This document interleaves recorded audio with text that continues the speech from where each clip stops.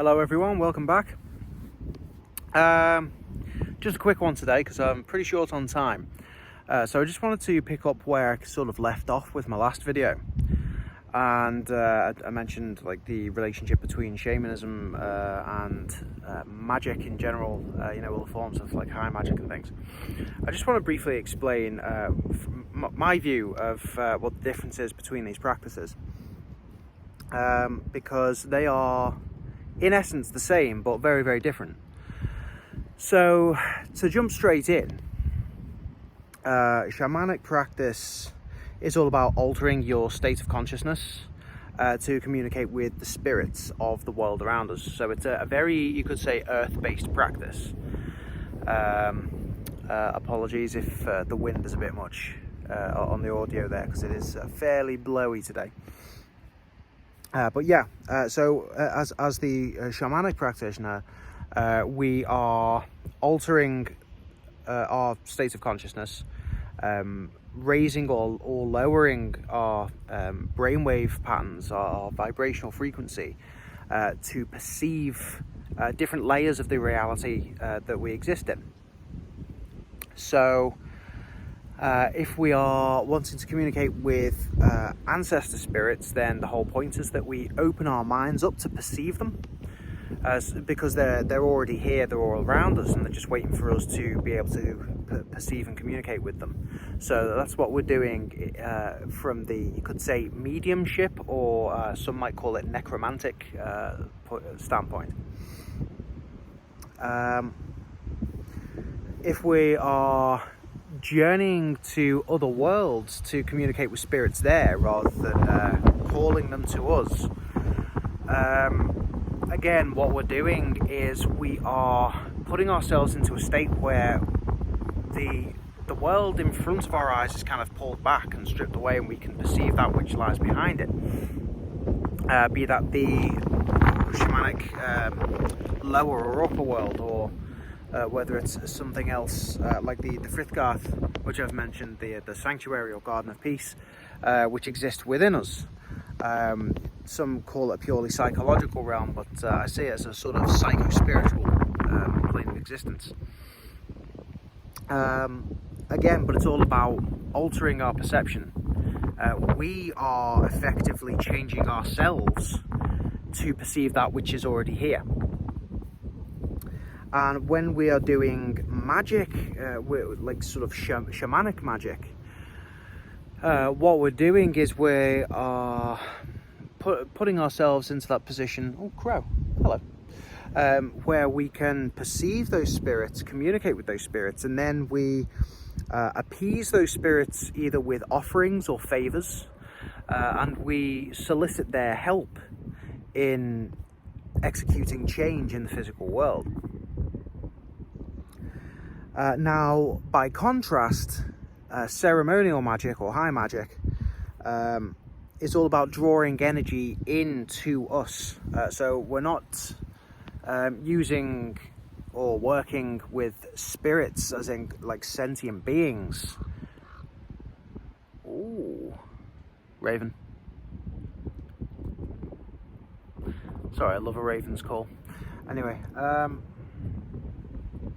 we're not soliciting the spirits to do the work for us necessarily. I mean, some forms of ceremonial magic do involve that, but by and large, it's more a case of we learn to manipulate and channel and direct the sort of life-giving energy of the universe at large, not just our planet, not just the world immediately around us, but the cosmic forces, the forces of the stars, you could say.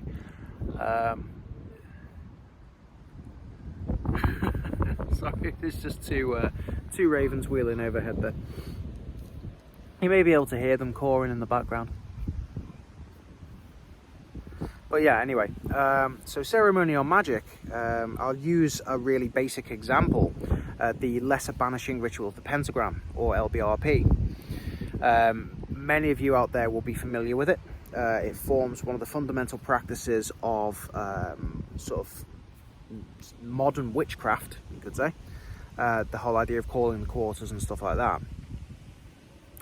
So the LBRP, you are remaining unchanged in yourself. You're not changing your consciousness, but what you're doing is you're pulling in energy from the stars and up from the earth, and you're creating this sort of nexus point within your center where the astral energy or the star energy and the earth energy combine. The visualization that I use the most is the beam of white light from above and the sort of green hazy light from below, and they mix in my heart center and as a golden light, which I then direct out through my hands for whatever practice I'm doing, be it drawing my sigils or my pentagrams at the quarters, etc. So when we're doing ceremonial magic, we're changing the world around us using that energy from the earth, but also from the stars. Whereas shamanic magic, we're actually communicating with the spirits and actually having them sort of come to us and do the favors for us, you could say. So ceremonial magic, we're doing the work. Shamanic magic, the spirits are doing the work, but we have to put the effort in to communicate with them and build that sort of relationship and rapport. So it could be said that shamanic magic is much more of a long haul game. I say game is the wrong word, but you know what I mean. It's a long-term practice, because you have to continually open yourself up to the spirits. You have to be able to learn to perceive them, learn to communicate with them, learn what they like, what they dislike, what they need. They need to learn what you need, and you build a relationship as you would with a human being. If you want a favor from a fellow human, you have to go through all that process as well, or it could be a complete stranger, but you need to have something that they want.